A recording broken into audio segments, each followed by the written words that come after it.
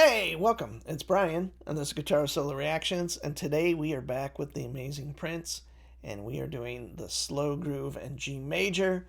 I just recently did the groove in G flat minor, F sharp minor, depending on how you look at it. If you play horns, it would be G flat. Uh, and I thought I would do this one as well. It's kind of funny that it's major and up a half step. So, kind of fun, and we'll see what it's all about. Hopefully, there's some righteous guitar playing in it, and maybe a sax solo by Eric. But we will find out. So, here we go.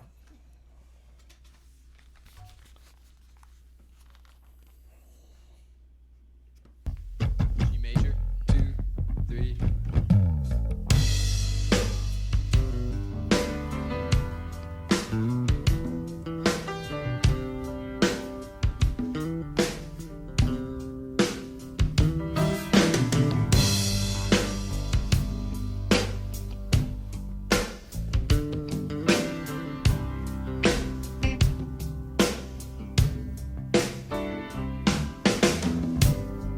Let's switch up.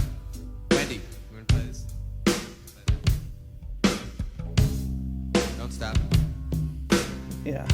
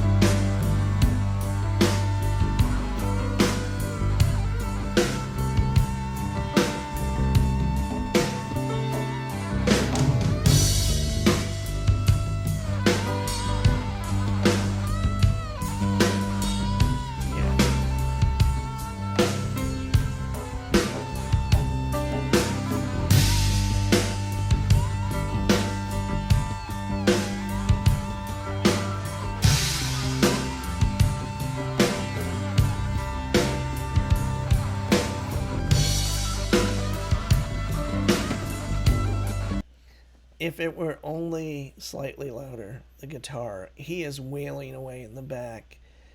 Beautiful, totally saturated, kind of borderline on the edge of feedback. That's his best playing. He always has that.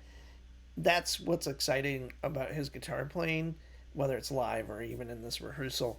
It's on this edge. Some of the best players play on that edge of like with that play with distortion at least are on that edge of just where it's about to just go out of control. Meaning, like if you took your hands off the strings, it would just erupt into feedback.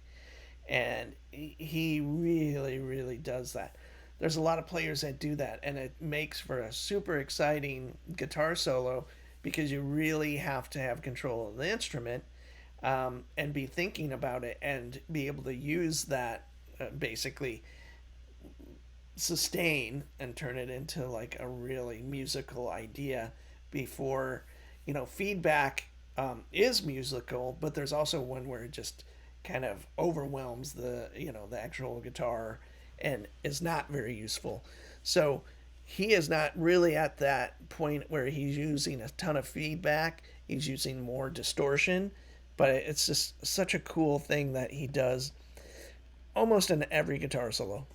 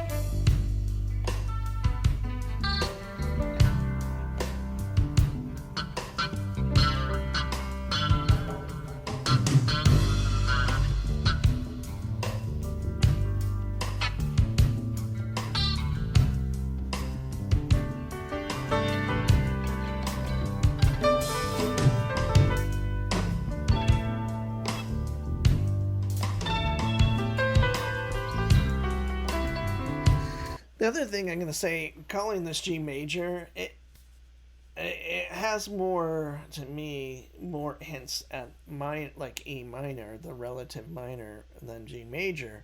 But I think it's more, just the chords are ambiguous. They're like basically power chords, as far as the guitar, and the bass is just doing that kind of that repetitive figure, that two note figure.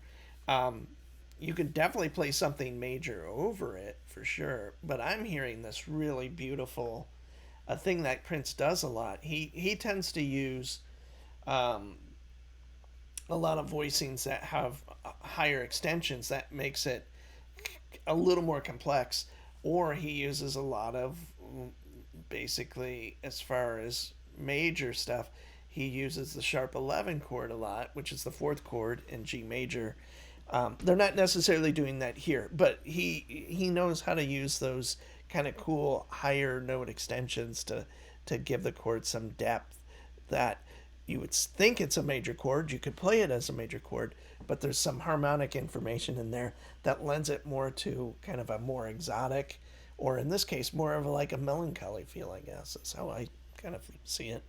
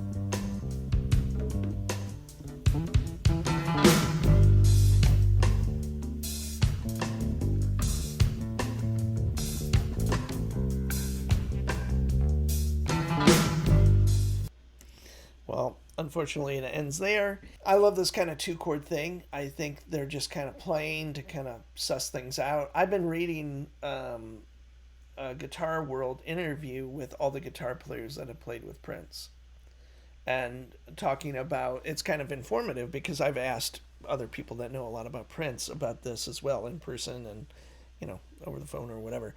Did he know a lot about gear? Was he a real gear fanatic? Was he always searching for different guitar tones? And what kind of a band leader he was? And Mike Scott, who I realize, I think he was also in the Justin Timberlake band for a while.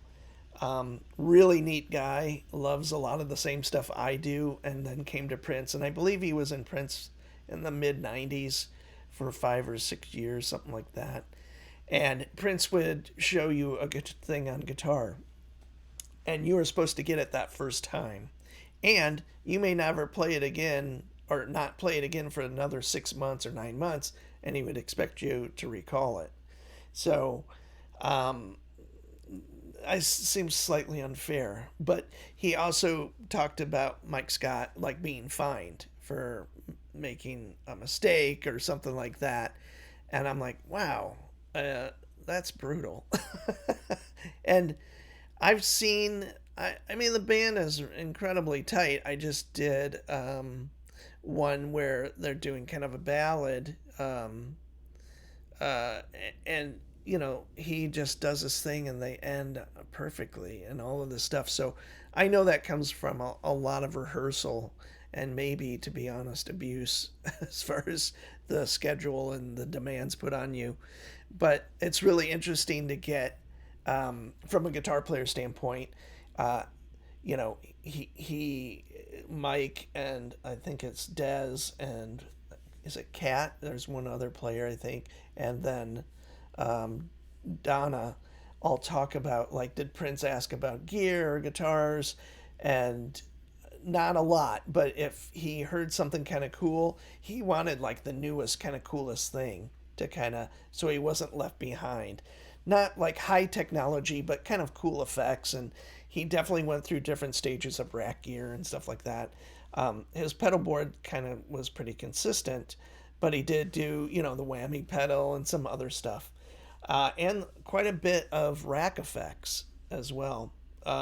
So really, really kind of interesting. And he obviously adored guitar, and he was a natural at the really sophisticated rhythmic elements. He's a great funk player, a great lead player, simply because he had incredible rhythm.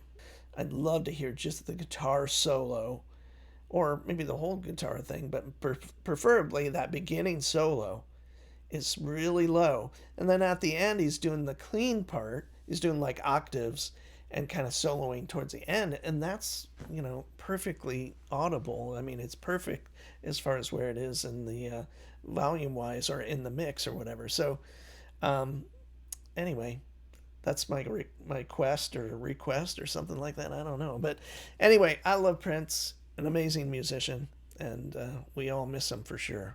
And I am Brian. Thanks for joining me. Thanks for all the support. I'll see you soon.